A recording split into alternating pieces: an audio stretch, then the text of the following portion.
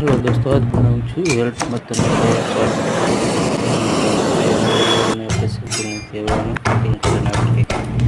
Cutting કર્યા બાદ હવે આપણે એને બધા મસાલા કોથમરી પ્યાજ કટિંગ કરી લઈએ. કટિંગ કર્યા બાદ હવે આપણે પુદીના મરચાં અને ટમેટાનું કટિંગ કરી લઈએ.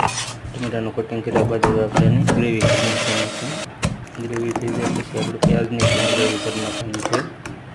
ગ્રેવી થઈ જાય એટલે આપણે જીરું એ બધા મસાલા એડ કરીને આપણે એની પણ ગ્રેવી કરવાની છે. ગ્રેવી થઈ જાય એટલે પ્યાજ નાખી દઈએ, એડ કરી બધા મસાલા એડ કરી લઈએ. પછી ટમેટો સોસ એડ કર્યા બાદ હવે આપણે એને પાણી મૂકીને એક સીટી ચોગળી દઈશું. સીટી કમ્પ્લીટ થયા બાદ હવે આપણે ફરીને પાણી મૂકી અને થોડી વાર રહેવા દઈશું અને પછી ઉતારી લઈશું. કમ્પ્લીટ છે આપણું પાયા સોસ.